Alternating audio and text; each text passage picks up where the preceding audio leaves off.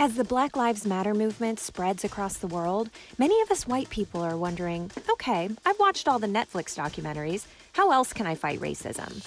Luckily for us, there's Dr. David Campt, a racial dialogue expert who teaches white people how to be more effective anti-racists. David's basically the white people whisperer, and I was once his most prized student. So what are some things that white people tend to do wrong when, sure. Crocs with socks. So the method... And I knew he'd be thrilled to hear from me. Hey, Desi. Hi, Dr. Campt. How are you?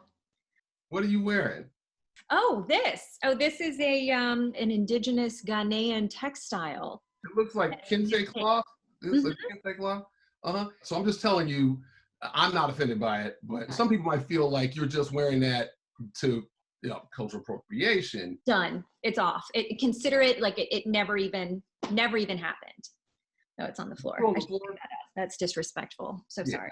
Where were we? Well, we were just checking in since it's been 18, 19 months since I talked to you last. I think that the good thing is we just have one of those friendships where we just pick right up where we left off, Well, I'm not sure we have one of those, but how have you been? I'm doing okay. I have been checking in on all my Black friends.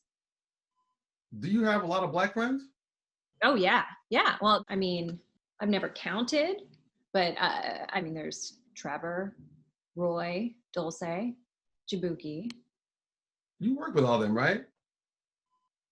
Yes, they're friends who I also work with. How many Black friends do you have outside of work? Well, there's you.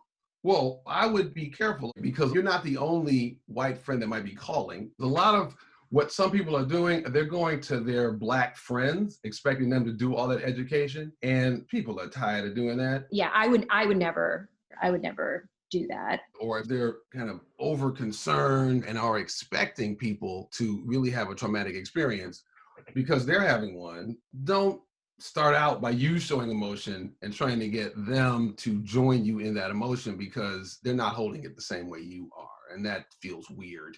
That would be weird.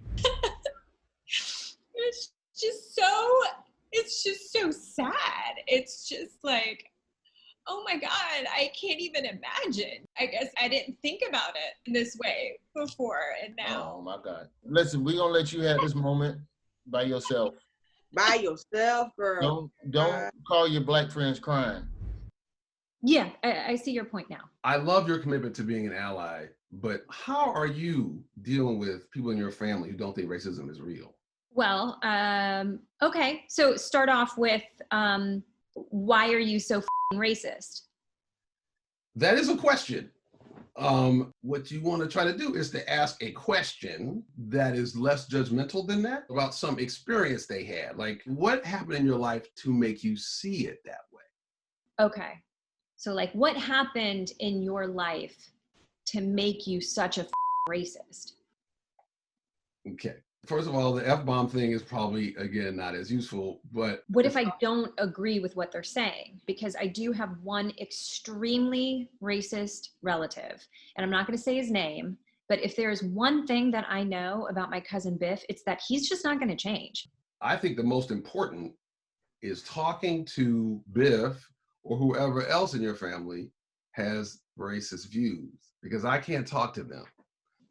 Hold on, how'd you know his name was Biff? I think it's important that we make efforts at using good methods before we give up on people. One of the ways that people alienate is they do mic drops. They make some sort of profound statement that they think sounds good, and then they're like, boom, drop the mic, voila, and expect the person to just like crumble in their brilliance. That doesn't keep things open for more conversation. What can we do to make sure people continue to do this work and that these conversations continue to happen? Well, start talking to your problematic friends and neighbors. So what we need y'all to do is to keep the channel open. Mm-hmm. To really try to move somebody might take a series of conversations. So you want to engage them.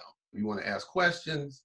You want to find some agreement before you try to invite them to new thinking. People don't like being corrected, but they don't mind learning.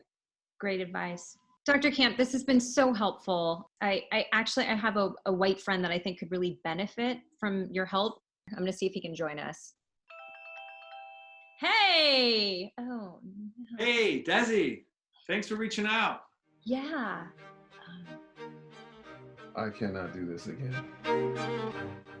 This is the Daily Social Distancing Show with Trevor Noah.